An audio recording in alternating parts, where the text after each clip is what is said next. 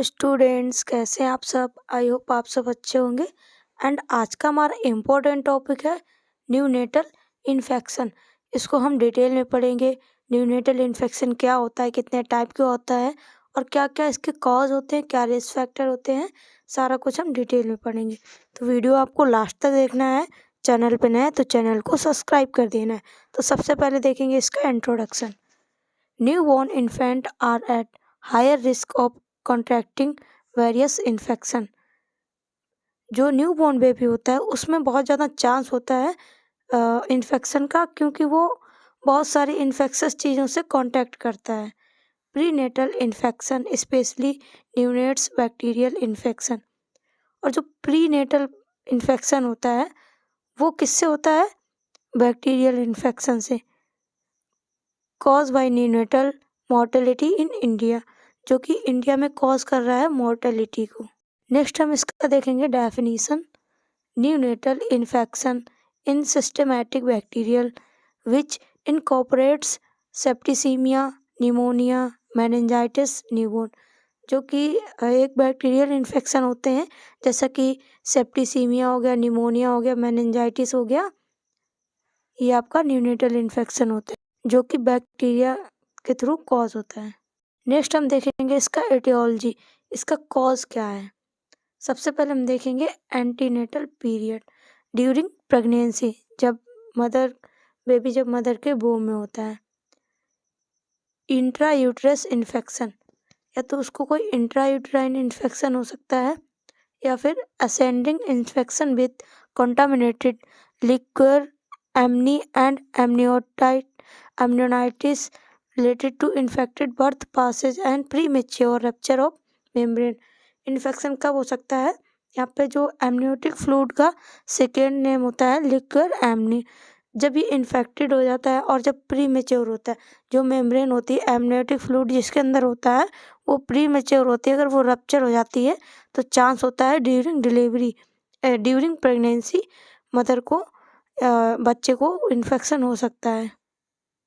Intranatal period, जब at the delivery, जब उसकी डिलीवरी होती है तब क्या क्या कॉज हो सकता है?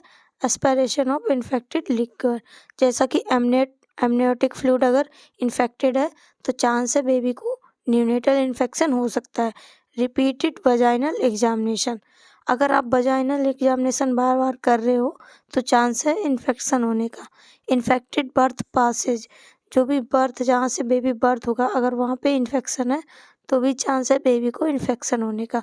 इन प्रॉपर एसेप्टिक टेक्निक, अगर आप प्रॉपर एसेप्टिक टेक्निक का यूज़ नहीं कर रहे हो ड्यूरिंग डिलीवरी तो चांस होता है इन्फेक्शन का।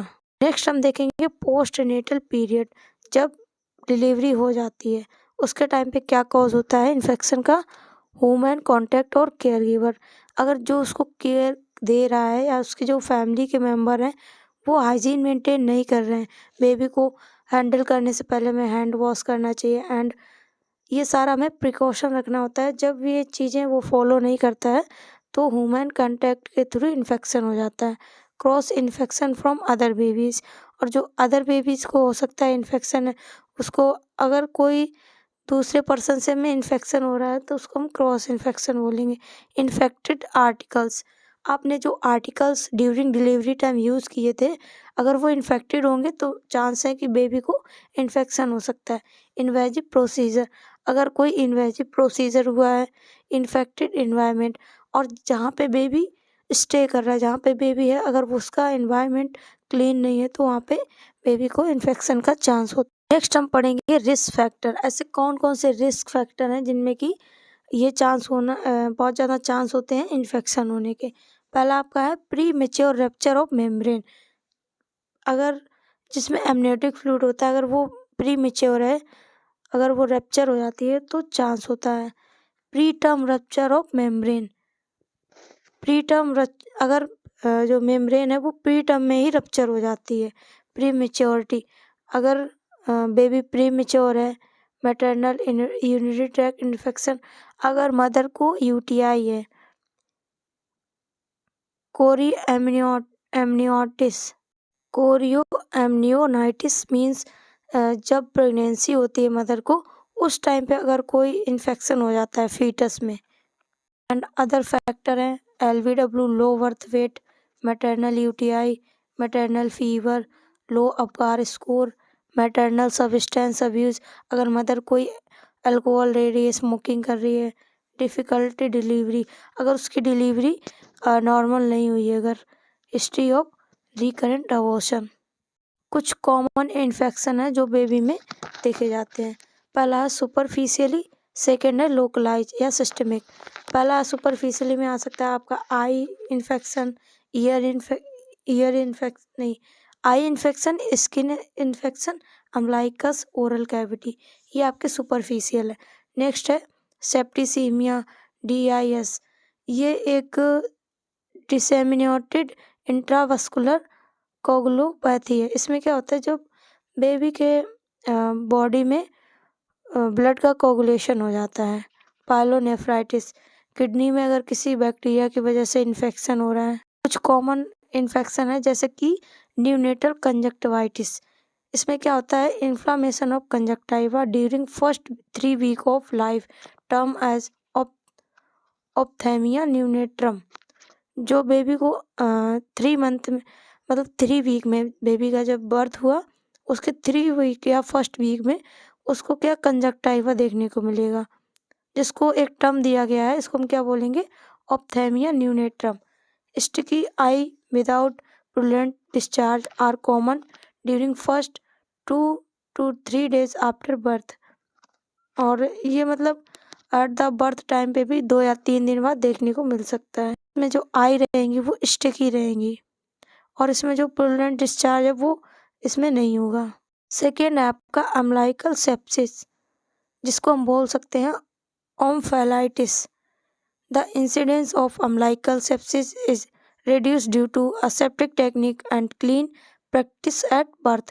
जब हम एट द बर्थ टाइम पे जो प्रोसीजर करते हैं अम्लाइकल में, तो उसको हमें एसेप्टिक टेक्निक के थ्रू करना है। नेक्स्ट है ओरल थ्रस, ये एक फंगल इन्फेक्शन होता है जो ओरल कैविटी में हो जाता है।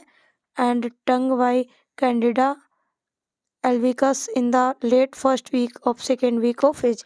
बेबी जब बर्थ होता है तो उसका फर्स्ट वीक या सेकेंड वीक में ओरल थ्रस्ट आपको देखने को मिलेगा। नेक्स्ट है आपका टेटनस न्यूनेट्रम। ये आपके कुछ कॉमन इन्फेक्शन थे जो आपको बेबी में देखने को मिल सकते हैं। ये जो इन्फेक्शन है वो 28 डेज के अंदर ही उसको हो गए, इसलिए इसको बोला गया है न्यूनेटल इन्फेक्शन। न्यूनेटल किसको बोलते हैं, जब बेबी 1 से 28 डेज का जो बेबी होता है उसको हम न्यूनेटल बोलेंगे। ये सारे इन्फेक्शन 28 डेज के अंदर ही अराइव होंगे। नेक्स्ट है क्लिनिकल मैनिफेस्टेशन, साइन और सिम्टम। इन्फेक्शन हम कैसे पता करेंगे, उसके साइन और सिम्टम से। टेम्परेचर चेंज, बेबी का टेम्परेचर वो चेंज हो जाएगा, तो हाई हो जाएगा या तो लो हो जाएगा। ब्रीदिंग पैटर्न, ब्रीदिंग प्रॉब्लम, उसे या तो ब्रीदिंग उसकी बहुत फास्ट होगी या तो स्लो होगी। फीडिंग इशू, और जो बेबी है वो प्रॉपर फीड नहीं करेगा, उसको वोमिटिंग आएगा, डायरिया देखने को मिलेगा। हार्ट रेट उसकी स्लो भी हो सकती है, फास्ट भी हो सकती है। स्किन चेंजेस, जैसे कि अगर उसको जॉइंटिस है तो उसको पेल स्किन दिखेगा।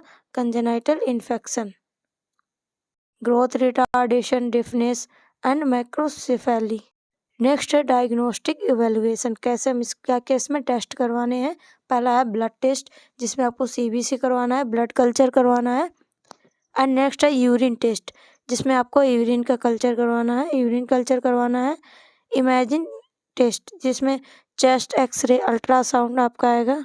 नेक्स्ट है आपका नर्सिंग मैनेजमेंट, नर्स को क्या क्या मैनेजमेंट करना है।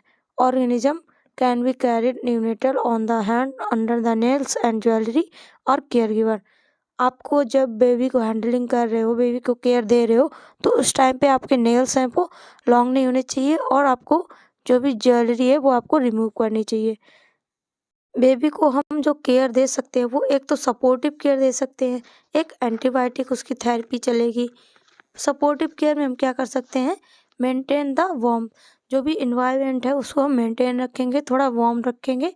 Intravenous fluid should be administered, जो भी IV है उसको हम एडमिनिस्टर्ड करेंगे। ऑक्सीजन थेरेपी देंगे। विटामिन K का हम इंट्रामस्कुलर उसको देंगे। नेक्स्ट एंटीबायोटिक में हम दे सकते हैं एम्पिसिलिन, वैंकोमाइसिन, एंड एंटीवायरल में एसाइक्लोविर, जिडोविडिन, एंड एंटीफंगल हम उसको देंगे फ्लूकोनाजोल, एम्फेटेरिन बी। तो ये आपका है एंटीबायोटिक थेरेपी। नेक्स्ट था हमारा मैनेजमेंट। आई होप वीडियो आपको अच्छा लगा होगा। एंड इसका हम देखेंगे प्रिवेंशन ऑफ न्यूनेटल। इसको हमें कैसे प्रिवेंट करना है कि बेबी को इन्फेक्शन ना हो। Strict aseptic management of institutional delivery. अगर बेबी का जो हॉस्पिटल में डिलीवरी हुआ है तो हमें एसेप्टिक टेक्निक का यूज़ करना है। 5 clean practice in home delivery. अगर किसी की होम डिलीवरी हुई तो हमें 5 जो क्लीननेस है वो हमें याद रखनी।